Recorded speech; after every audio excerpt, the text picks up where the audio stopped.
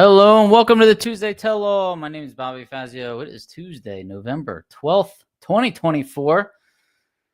And November is already halfway over. The year is just about finished. And we've got one more race, actually two more races, but one more for points this weekend at Pomona Fairplex. It's the finals. It used to be called the Winston Finals when I was a little kid. Now it's the In-N-Out Burger Finals, right? And In-N-Out Burger is going to be on the property.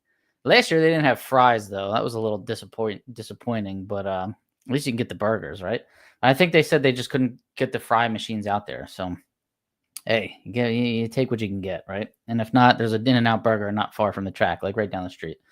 So looking forward to it. I have I got to get up at 4 a.m. I got to leave the house probably around 5 a.m. And my flight is, I don't even know. It's kind of an early one, but I will be in California tomorrow. So hope to see you guys this weekend at the In-N-Out Burger Finals, right? Walt Walker, let's go. Happy Tuesday, Walt.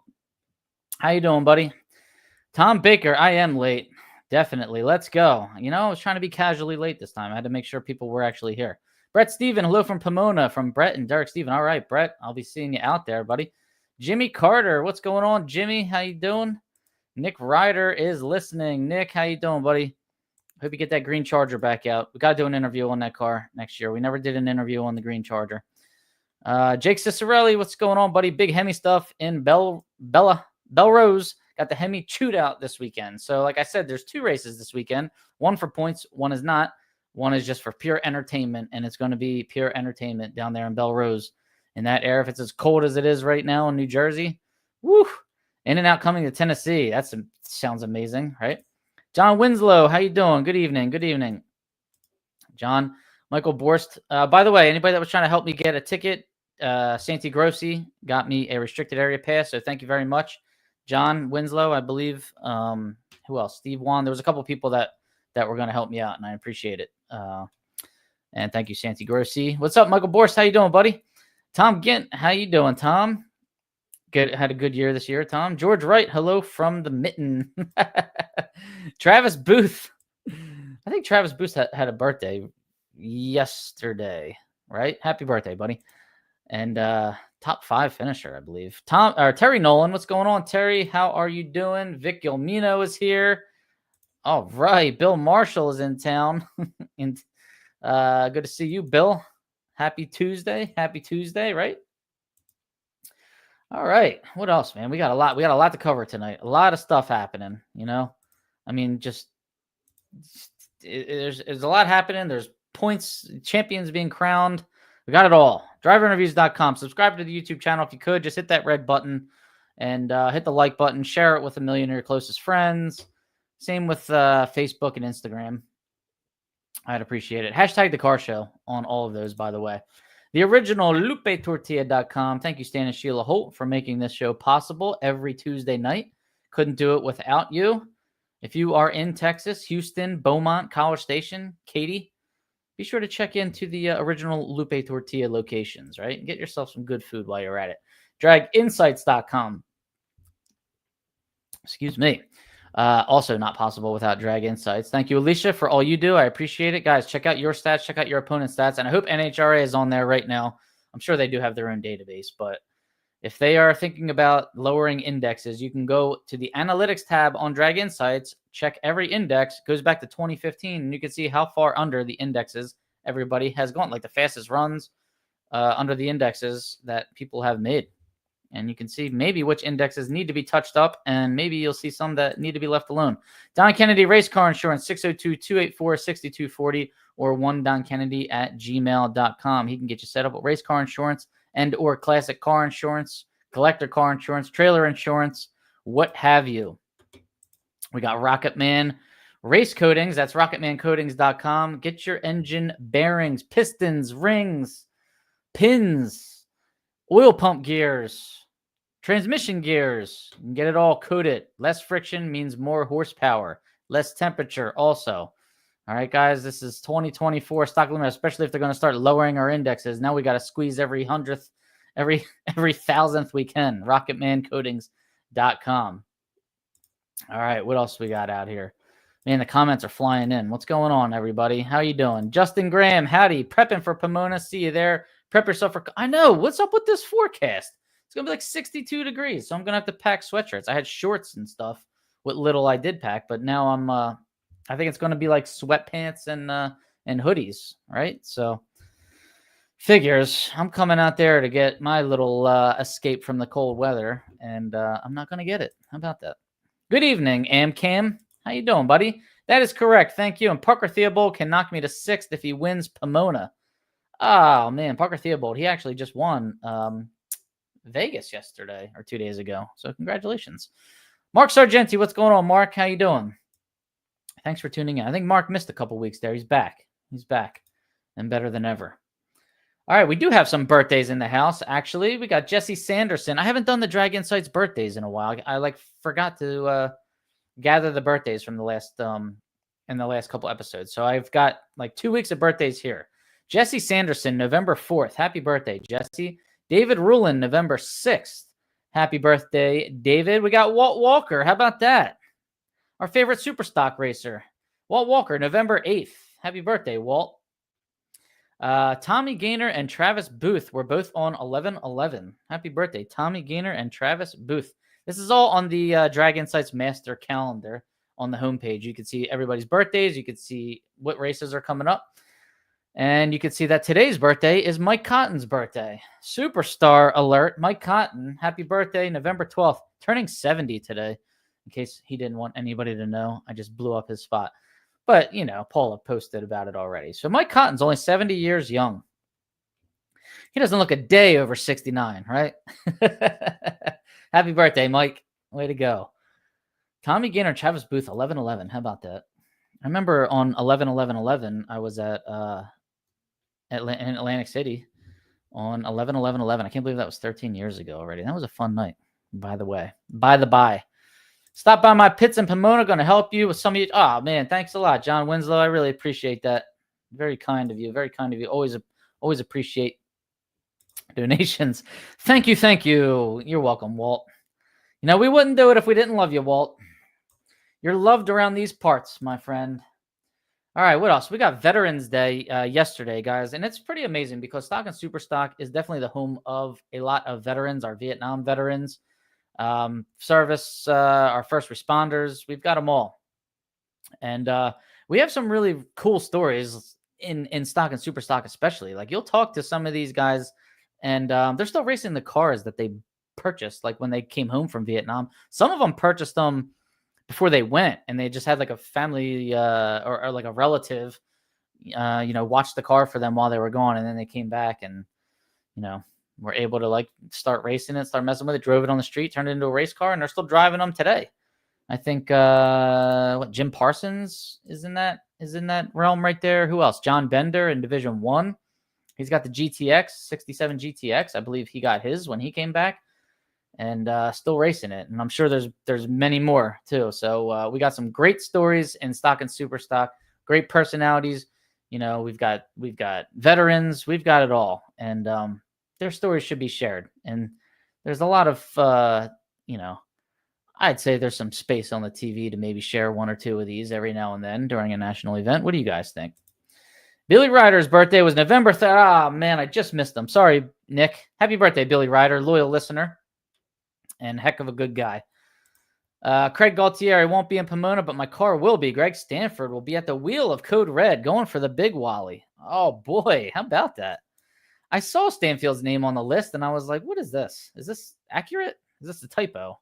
Now I understand. All right, Craig Gaultieri. Sounds good. Excellent, excellent, and excellent. All right. What else? We got 00 Green Hand Cleaner. That's Ashton Hudson's brand there of hand cleaner and soap. And there's all kinds of soap, by the way. It's not just hand cleaner, but that's my favorite product. But you've got bar soap, you've got hand soap, you've got soap for inside the house in one of your nice guest bathrooms. They've got it all. AmbiAmbersand.com, contingency sponsor, and very fast payer, by the way.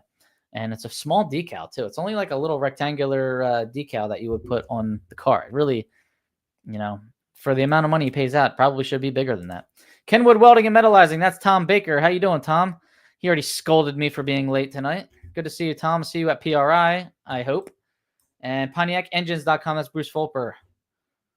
Guy loves 428 super stock engines, right? Nice, generous rating. They were advertised at like 390 horsepower. They're rated at like 330, aren't they?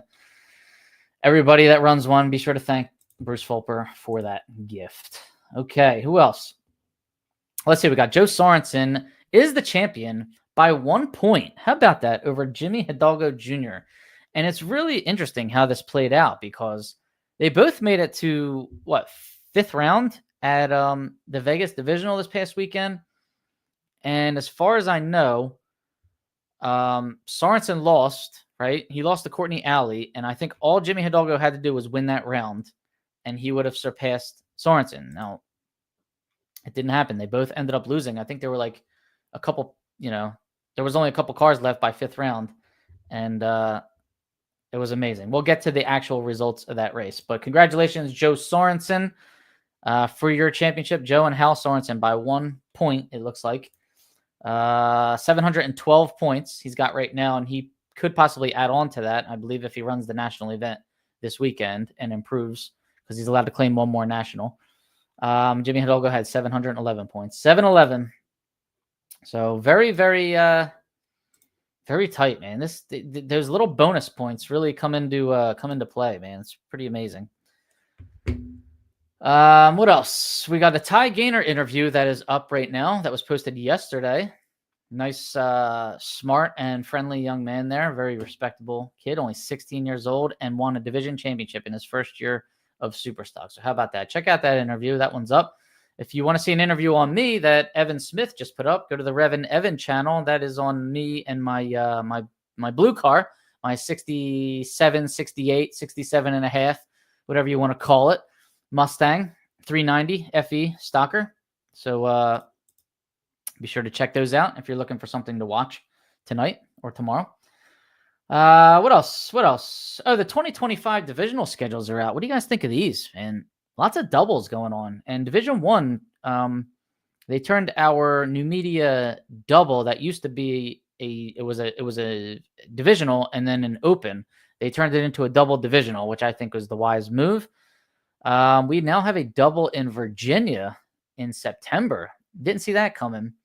And they also moved our Cecil County race that's been in like May, April, at the beginning of the year for the last couple of years. They moved it back to the end of it. Well, it used to be in August. Then they moved it up to May. Now it's in October. So if you want to set records, that's the place. Cecil County in October. The only downfall is that Division 2 Rockingham just happens to be the same weekend. Now, why? Why would you do that? Oh, my goodness. So you got Rockingham, North Carolina, and Cecil County, Maryland in October going at the same time. I feel bad for both tracks. So I didn't really look at all the other divisions, but I know people were kind of voicing their concerns for a lot of doubles. Some working people aren't a fan of them. Some people are a fan of them. So let me know what you think about your divisional schedule. It's been put out. We're doing double. It's like, I know in Division 7, I just feel like you have to have them. You have to have them. People are coming from 1,000 miles away. Like, people are coming from really, really far away, and there's nowhere to race in Division 7 anymore but like Vegas, Bakersfield, Vegas again, and I don't know where else do you go out there? Vegas again. Wild Horse Pass. They got a double in Phoenix. Thank God that track is still around. So I get it, and they can get it. They can get doubles in out there. They don't have like ginormous car counts out there, but to try and have a double in Division 1, I guess Virginia might be a pretty good play. You'll probably get Division 2 racers and Division 1 racers, and it should be a pretty good one. Me being the owner of Maple Grove or being Division 1, if I get any kind of commission or bonus pay, I would have done a rinse and repeat of the Maple Grove event that we just did. And I probably would have told some of the index cars maybe to stay home. I don't know, because we had so many cars, but when you do a class runoff and a divisional, an open / divisional in one weekend, I knew that was going to be a hit, and it was, man. We got so many. You had to qualify in stock. and you had over 100 super stockers. It was crazy. All right, so let me know what you think about your divisional schedule. What's up, Dennis Chapman? How you doing, buddy? Walter Gamble, good to see you. Get on 00 contingency. Pays cash on the spot if he is there. If not, he pays on Monday. Racers support racers. That is awesome. It's in cash too. Cold hard cash. Ashton Hudson. I'm mad I haven't even met Ashton Hudson in person yet. And you know what? That's my fault. He was at a race I was at, and I was running around interviewing people. And I went and looked for him one time, couldn't find him. And it was when I didn't have a golf cart. So I was like on foot. And you know, it's the worst when you like walk to somebody's pit, they're not there, and you have like, you don't know, like you got to walk back at some point, and it just doesn't always happen. But what a guy. What a guy. Thank you, Ashton Hudson, for what you do. The 428 will get 8 more horsepower for next year. Uh-oh, that's bad news. Well, not if they're going to lower the indexes, right? I got a check today from Drag Insights for my second place points finish in the Stock Super Stock Series. Way to go, Tom Baker. Congratulations. Congratulations. And thank you, Alicia Anderson, for being so generous and starting Drag Insights. Don Kennedy, when will you be interviewed at PRI show so we can be there? Well, hopefully I do get interviewed. I've been getting interviewed at PRI the last 3 years now. So hopefully, again, this year will be great. It's been on Friday normally. So hopefully it's on Friday again this year. And I hope you guys are all there. We had the biggest we had a bigger crowd than the announcement, than Tony Stewart and Leah Pritchett. I don't know. Leah Stewart and John Force. I mean, we beat them all last year, which was pretty amazing, pretty flattering too, by the way. So hopefully you're there. Come check it out. Check it out. Hopefully they put me on the stage on Friday.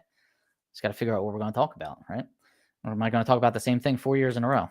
Sonoma going to have a divisional? Hopefully. But they usually have their national, and I hope to get there next year because I want to see that track before anything happens to it. What's up, Pete Ducko? How you doing, buddy? All right, what else? We got VP is now the official fuel of NHRA. So Sunoco took over the reins as the official fuel of NHRA back in 2015, and now VP has taken it back. So that lasted for 10 years, and now it's going to be VP, I guess, for I don't know how many years, but it's probably for the best. I mean, I interview a lot of racers, and it sounds like most of the racers are using VP, and that can be a problem when you're at the track, when you're at a national, and you're like just trying to find some VP fuel, and you can't because Sunoco is the official fuel, and you got to like, you know, try and find VP from somebody else.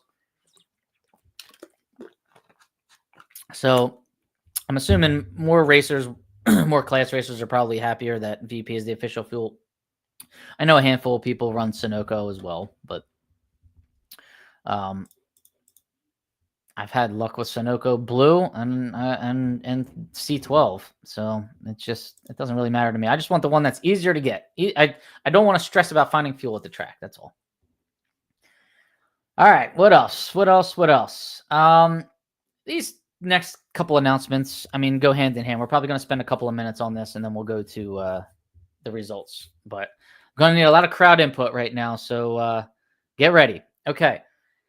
First of all, we got an email asking to vote on lowering the indexes. NHRA is thinking about lowering all the indexes a couple of tenths in stock and super stock across the board, it sounds like. Now, I would not be bringing this up on a podcast because I know better. We're not supposed to be bringing these things up. When we get emails like this, it's supposed to stay hush hush, you know, at the request of NHRA and I guess of the SRAC members.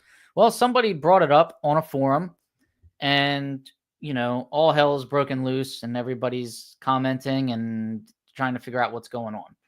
And they're saying that they need to lower the indexes because they haven't done it in 15 years, and there's been rule changes, especially in Stock Eliminator. I think, you know, the cars are going faster and faster, and there's always two sides to this argument. The really, really fast guys and gals are tired of having to slow their cars down to stay safe with the AHFS. They don't want to get horsepower hits, such as the one that Don Kennedy just mentioned, 8 horsepower coming for the super stock Pontiac 428 next year.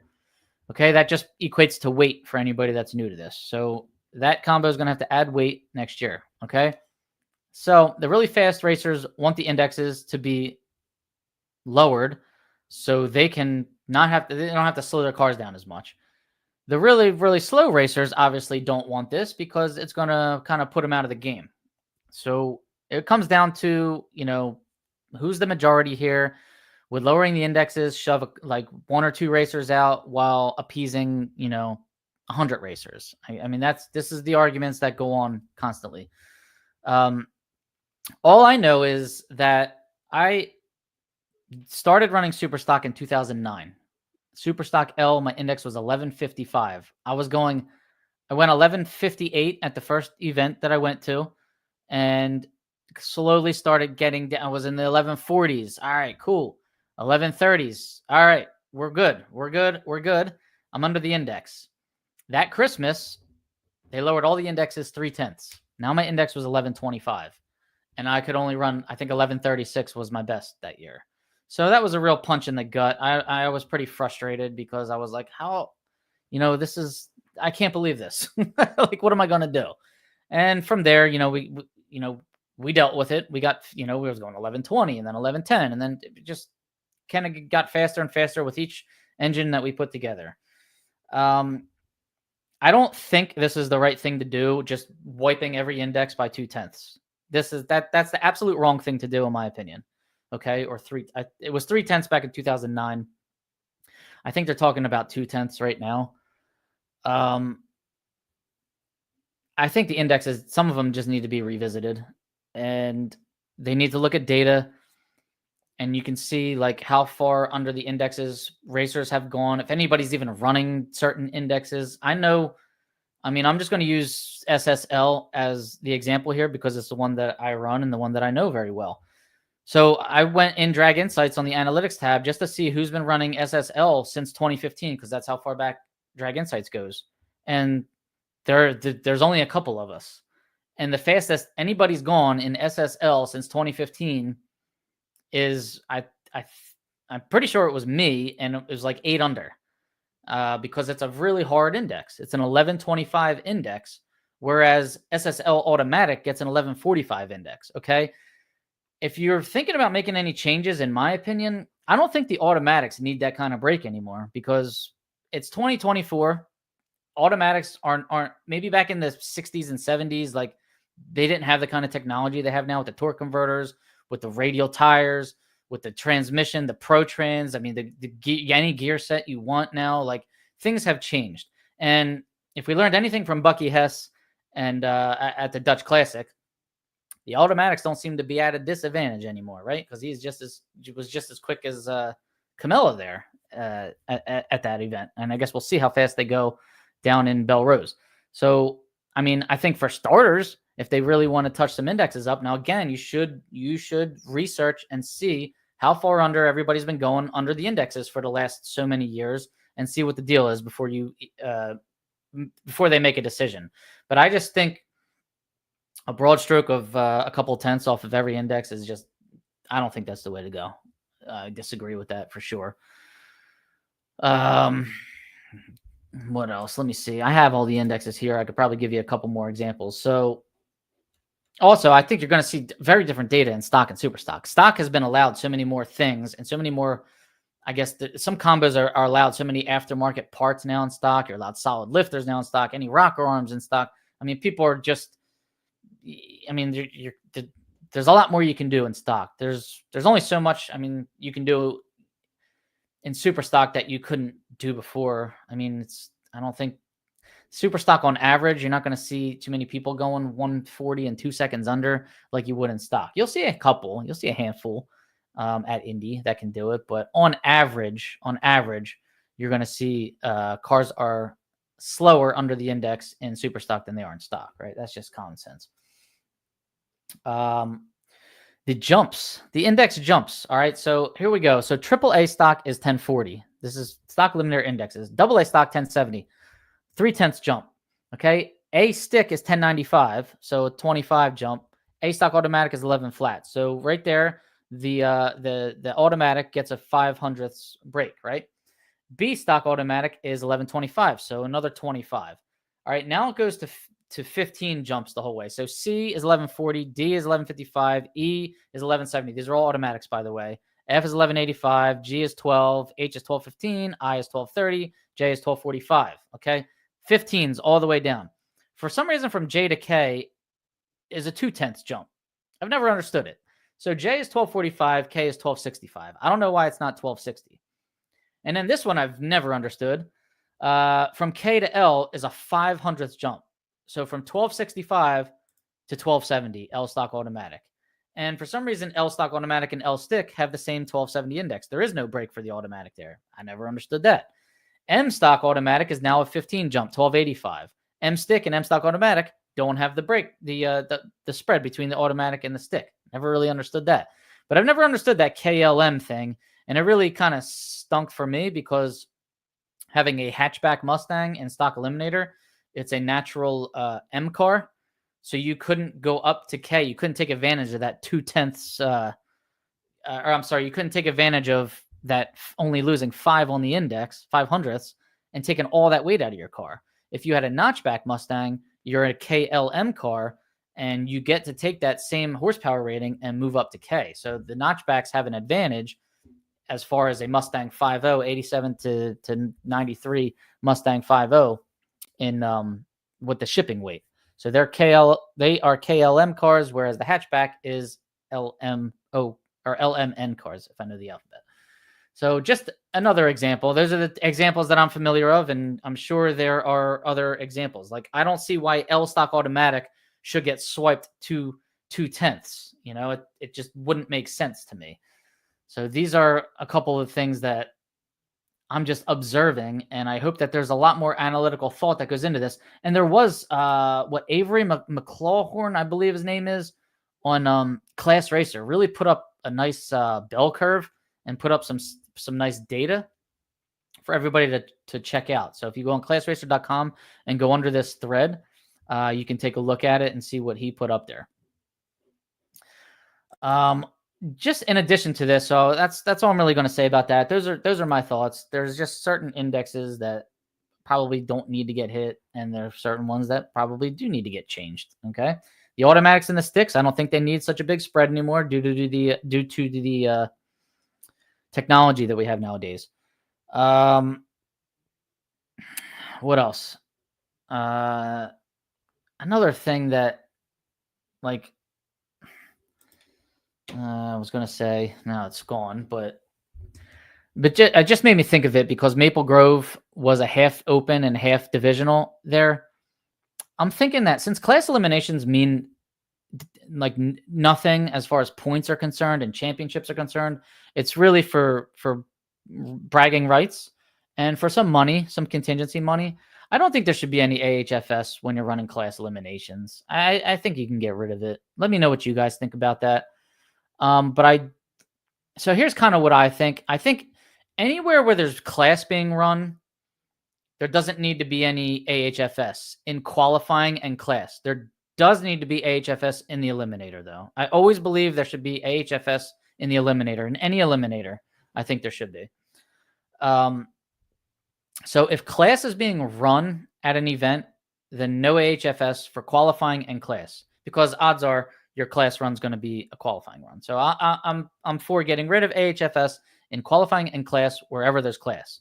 I'm not for getting rid of it for qualifying when there is no class, because you'll just have the same people qualifying at the top all the time. I mean, it's just, I don't think you can get rid of AHFS in qualifying. And I saw somebody post on Class Racer that they should just get rid of AHFS at all national events, and I don't think that's a good idea either. It's gone at Indy, and that's what the consensus wanted. That was the majority kind of ruled on that. They don't want it at Indy because that's where everybody wants to show their stuff off. But I think it needs to be on, if you're ever going to get this AHFS to work, it's got to be on everywhere else, or it's never going to work. And then people are just going to be begging to have indexes lowered. So let me know what you guys think about all of this. By the way, we want transparency. Yes, we do, for sure. Hess has it going on stick auto. They're both super fast and similar time wise. Is there any kind of weight break for the stick versus the auto in the Hemi in the AH classes anymore?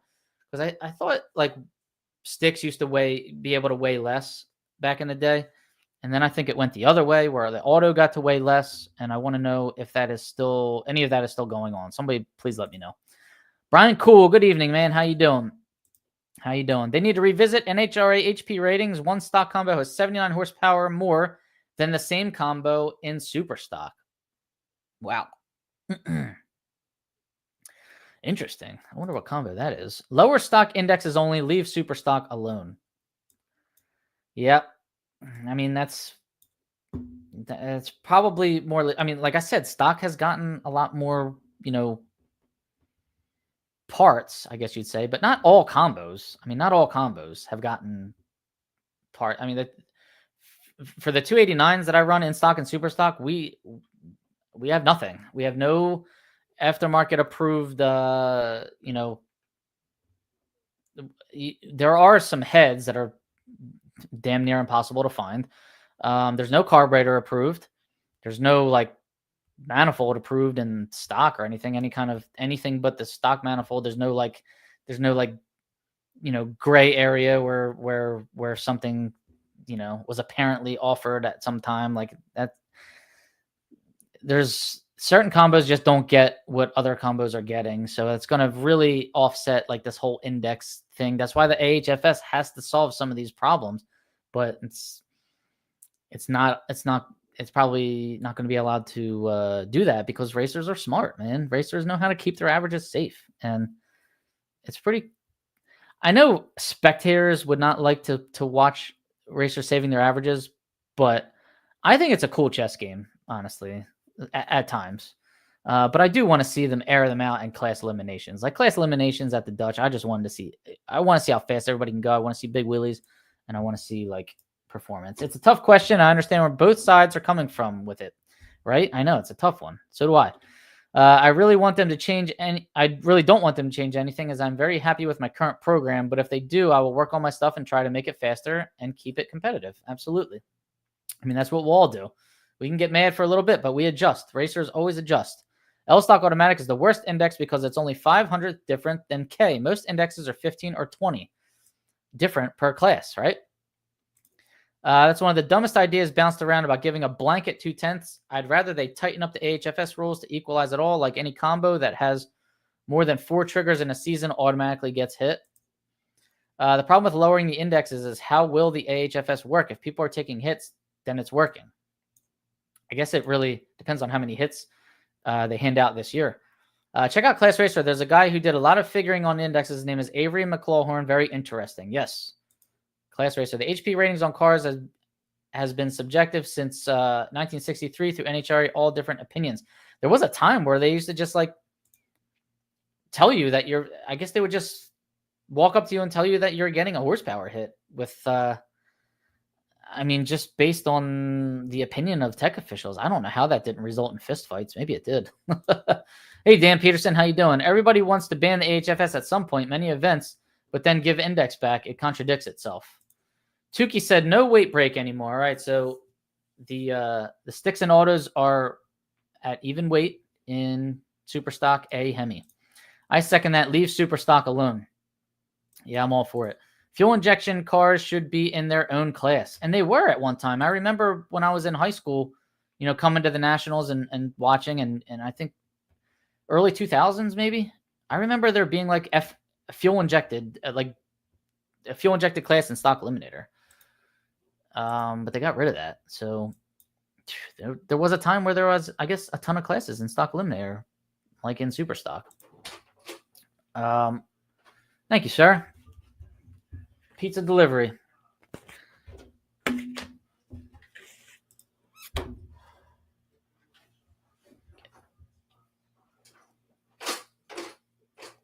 Try it. Go ahead. All right. A little defiance here. A little dissension in the ranks here. All right. Anyways, how about another thing? So, I haven't gotten hate mail in a while. I'm afraid I'm, might start coming if I keep going here. But let's get to some results. We've had enough for tonight, and we want to give some love to people that are winning races, right? So how about this?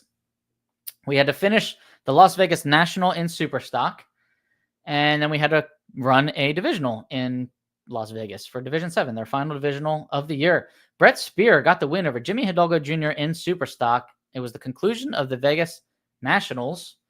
And so they ran that final round on Thursday or Friday here in Vegas in the or after the qualifying attempts that were made by everybody else.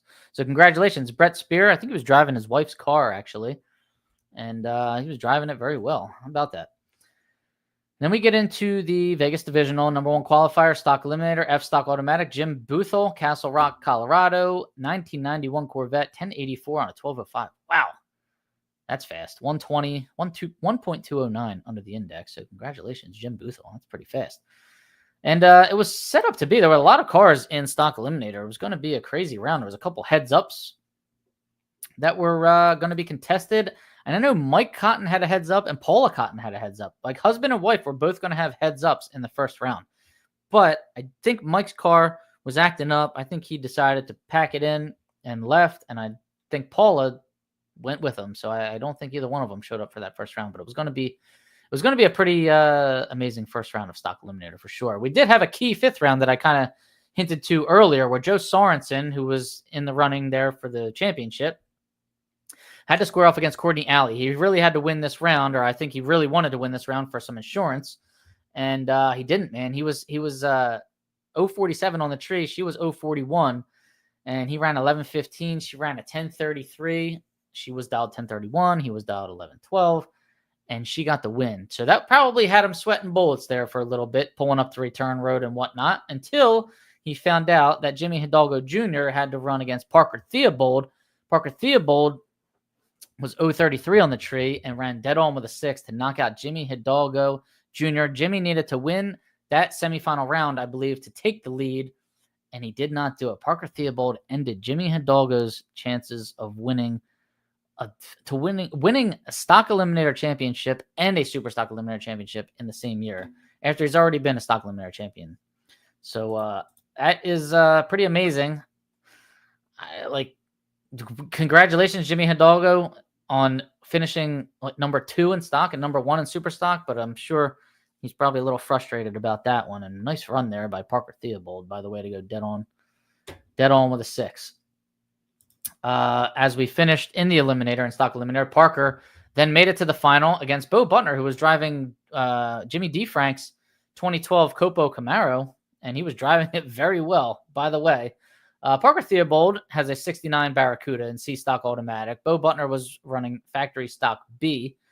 And in the final round, Parker dialed 1086, and he ran 1086 with a 5. He was 014 on the tree. Bo Butner dialed 932. He was 022 on the tree, but he ran a 933, giving Parker Theobald his 7th divisional event win. Now, Bo Butner driving a borrowed car this weekend. I just want you to hear these reaction times. First round, 014. Then he's 005. Then he's 008. Then he's 014 again. Then he's 012. Then he's 046. That's his outlier run. And then he was 022 in the final. So Bo Butner got in a D. Frank car and absolutely drove lights out, right? Pretty amazing. Way to go, man. But Parker Theobald, 10 on the tree, 17 on the tree, 63 on the tree. That was his outlier. 17 on the tree again, 33 against Hidalgo, 009 in his buy run, and 014 in the final round. So pretty amazing stuff. Way to go. Way to go. Again, I thought Sorensen might be number 1 qualifier out there to get that first round buy run, but I know them guys are very, very calculated, and wherever they did qualify, they aimed for that spot for sure. So it worked out for him. He gets his first national championship there in Stock Eliminator. Congratulations, Sorensen brothers. Moving into Super Stock. Now, Jeff Dona's fighting for his life here in a Super Stock World Championship run. He qualifies number 1. So now he calls the Firebird a 99 Firebird, puts GTG automatic on the window, claiming the LT1 engine, and qualifies with a 943 on a 1057. So he's 114 under the index. And he gets the number 1 spot, trying to get that buy run first round. But he did not make it to the final round. Ryan McClanahan, who's still in the running for a championship, made it to the final round. And I do believe he had to do very well at this race. And indeed he did, because he won the race. That is a Superstock A Modified 2008 Cobalt. He went up against Tyler Wodarczyk, a Division 5 killer. in a GTM automatic 86 Camaro. McClanahan 017 on the tree, 828 on an 828. I mean, that car just prints tickets in the 820s range. Or if he's at Maple Grove a couple weeks ago, it was in the 810 range. But he can drive. That's a phenomenal car. So congratulations on your win there. McClanahan, dead on with a 5, 017 on the tree. Tyler Bedarzik was 026 on the tree and broke out 1055.9 on a 1057. So McClanahan gets his 19th divisional event win. Now let's go over some of the points here. All right, top 5 in stock. We know Sorensen won. He was 712. Hidalgo, 711. Cody Phillips was in third with 624. Michael Brand, 622. Travis Booth, 621. Travis says he can still be knocked out by Parker Theobald. Super stock. So Jimmy Hidalgo Jr., 655 points. I believe he's the national champ because I don't know what Ryan McClanahan can improve on here nationally, but he's allowed to claim one more national event. So if I'm wrong about this and McClanahan still has a shot, let me know. But Hidalgo's got 655. McClanahan's got 634. Byron Warner was 612, Jeff Dono 611, and Logan Bellinger 599. So that's your top 5 right there. I don't know Brad Burton. I mean, if he runs this weekend, if he can bounce anybody out of that top 5. But that's about it. I don't know. Trey Vetter, he might be able to bounce somebody out of that top 5. He's got 560 points. But for all intents and purposes, it sounds like it's between Jimmy Hidalgo Jr. and Ryan McClanahan.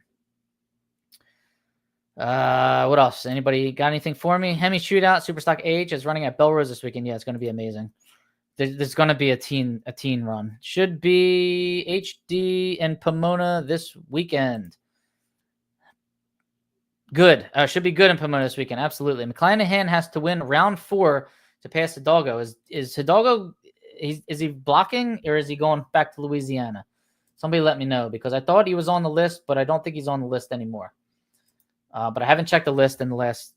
I don't think I checked the list today, actually. I checked yesterday. So let me know if Hidalgo's going out there to block. He's blocking? All right. He's going out there to block. Sounds good. All right. So we can also shout out divisionals are done. So this should be it. Final points. Final points in each division. So the Stock Eliminator Division 1 champion is Shane Oakes. Congrats. Super Stock is Byron Warner. Stock Eliminator Division 2, Michael Brand. Super Stock is Monty Bogan. Division 3, Travis Booth. Congrats, Travis. Stock Eliminator. And Super Stock is Jeff Dona. So congratulations, Jeff Dona there. Division 4 is Jimmy Hidalgo Jr. and Jimmy Hidalgo Jr. Stock and Super Stock. Man, he almost had the perfect season, man, in both categories. Division 5, Tim Mosbeck in Stock and Tyler Bedarzik in Super Stock. Congratulations. Division 6, Joe Sorensen in Stock. So he had a hell of a season, right? Man, he won. He had a lot of points in the division. And Ty Gaynor in Superstock. How about this? 16-year-old Ty Gaynor by 1 point over Jody Lang. 334 points versus 333 points by Jody Lang. Ty Gaynor gets his first division championship in his first full year of Superstock. And Stock Eliminator Division 7, Parker Theobald in Stock. Superstock is Ryan McClanahan. Congratulations to Parker and Ryan McClanahan. So I believe you get $3,000 for a division championship in Superstock, $1,000 for second place, and $500 for third place. Stock, because it's stock and it's the novice class and it's the cheap, inexpensive class, only gets $2,000 for a division championship, $1,000 for second place, and $500 for runner-up. Superstock World Champion gets $15,000 and $5,000 for second place. Stock World Champion, since stock is the inexpensive class, the novice class, and all that, only gets $10,000 for the national championship and $5,000 for second place. All right, we need to put an end to that immediately. A lot of these stockers out there are more expensive than like most of the other categories outside of Comp Eliminator and maybe Top Alcohol, Dragster, and Funny Car. So NHRA, please do the right thing. Raise that purse for Stock Eliminator up to $15,000. I think that'd be the right thing to do. Raise the national event payout from $1,500 to $1,800 or more. I think that'd be the right thing to do. And raise that divisional championship payout from $2,000 to $3,000. I think that'd be the right thing to do. All right, guys. Let me see, because I was kind of going all over the place tonight, like I always do. If I missed any announcements here, I'm hoping that I didn't. Okay, don't forget, National Records will be in the December issue of National Dragster. Hope to see you guys this weekend at Pomona. Be sure to say hello. We've got Pomona this weekend. We've got Belrose. What's the forecast looking for like in Belrose? Anybody let me know? Cooter is not entered in Pomona. Okay. How about that? All right, so he is not going to block. He's not going to block. I think he's just going to head back to Louisiana. Maybe he's got to go to work. Right? Enjoyed the show as always. Thank you, Scott. I appreciate it. Thank you very much. Who's all coming? Belrose. I want to know what the forecast in Belrose is going to be. Stay in my motorhome at Pomona. What's up, Bruce? How you doing, man? I got a hotel. I'm good to go, man. Thanks a lot. Who's all coming to Belrose? Yeah, I want to know. What's the I know Junior Bomb can't make it, but I mean Camilla, Bucky, Jason Line, James Caro. Who else? Jim Pancake. Is Steven Yanis. I mean, how about the guys from South Carolina down there, Charleston? I did interviews on him. I can't remember what his name is right now. It's escaping me, but you know who I'm talking about. Who else? Who else is going to be there? Give me a head count, right? Barton or Jimmy Daniels, is he going to be down there? Let me know. All right, guys, let me know what you all think about indexes being lowered. Let me know what you all think about of all the other announcements we went through. I got to go finish packing. I got to get up at like 4 o'clock in the morning. So thanks for tuning in. I thank you to all my sponsors. I appreciate it. Be sure to like, subscribe, share, and everybody have safe travels going to Pomona and to Belrose. All right, guys, be sure to say hello if you see me. Take care.